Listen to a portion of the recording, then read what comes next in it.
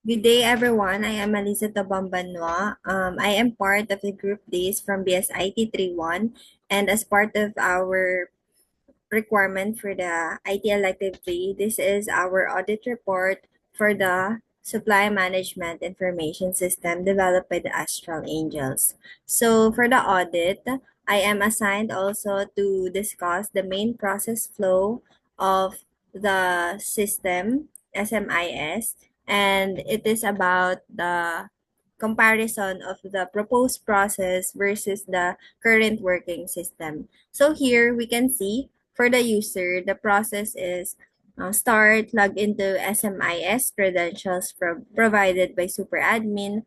Then it will go to dashboard. And dashboard, you can create requests for supplies, submit requests, pending requests, approved or deny. And if approved, there is a notification and then go to property custodian, receive, generate report, and then end for the super admin, start, then log into SMIS, go to dashboard, and then review for incoming requests, check and edit requests for allowed supply, approved or denied. If yes, notification or email to user, approved, then generate report, then end, and if not approved, well, it is denied. We have notification also, email to user, disapproved, generate report, and then and so this is the process, proposed process for their system. So as we dive in the system walkthrough and demonstration, we will go to the system and check natin if ano yung mga chances na iba dun sa proposed process nila. So we will go to the super admin account.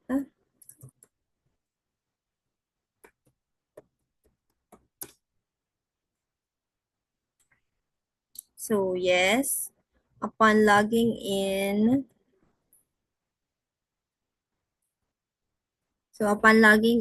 we can go to dashboard and review an incoming request. So dito sa home, meron ba tayo? We can see the supplies and then pending. So here, there are pending requests from the users, and upon having these requests, super admin or admin has the chance to approve or deny the request. So as per their system, ang ginagawa is kung i-approve ba yung supply and madi-distribute ba yun sa user. So, may ability si admin or basically the property custodian na i-accept ba yun din, i-accept or i-approve ba yung request para maibigay niya yung supply dun sa user or i-deny niya for some reasons and pwede yun ilagay sa remark. So, i-discuss natin dito sa part na to yung process nung pag-approve or deny ng mga equipment sa system nila.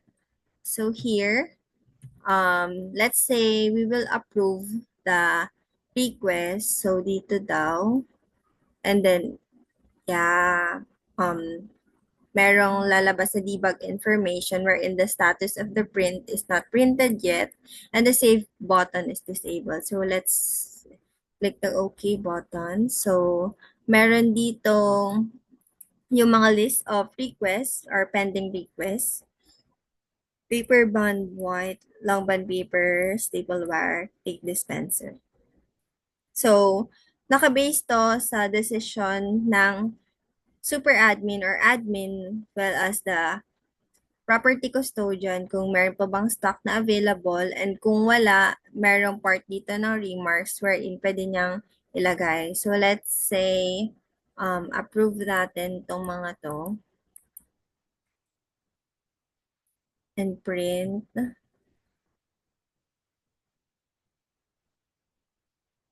So, kailangan pa pala natin lagyan to.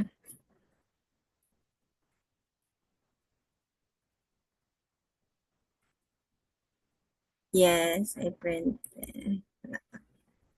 Save as PDF.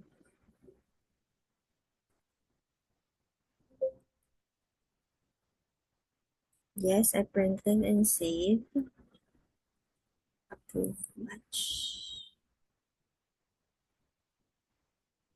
So, approved na siya. Let's see if merong email na makukuha tayong email as per notification. So, batch request approve SMIS. So, na-approve yung bond paper, stapleware. So, it is working. It is accurate kasi since sa process is if either i-approve or deny, mayroong notification or email to users. Then, dun sa email to user, it is working. So, let's see sa notifications if meron bang nag-pop up. Yes, new batch requested testing. So, meron ba? Let's see. 1 hour ago.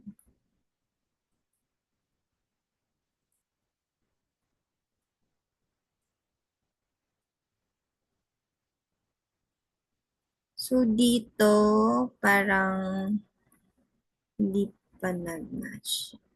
Ay,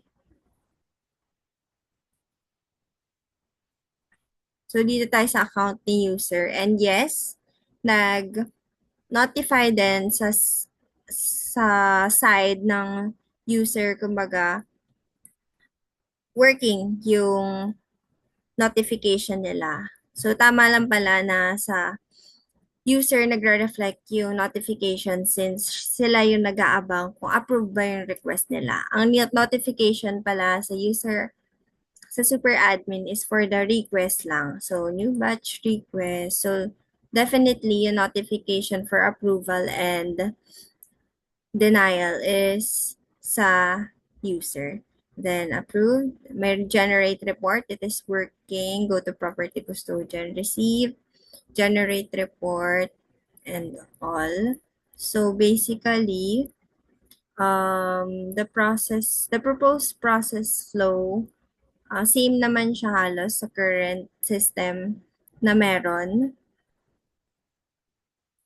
And hindi lang naging specific dun sa mga other processes like let's say yung form upon having the generated PDF, syempre printable yon, hindi na naisama sa proposed process kung kailangan pa ba yon i-sign like wet sign or kahit e-sign lang. So, I think kailangan siyang idagdag pa dito.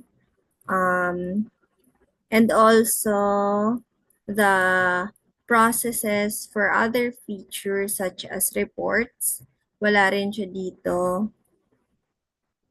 Wala siya sa process flow. But all in all, for the main process, kung paano umiikot yung system, generally, it is accurate and it seems na onti lang yung changes na nangyari kumbaga sa mga mock defenses and also sa comments and suggestions ng clients as it seems to be same with the current working system. So that's all.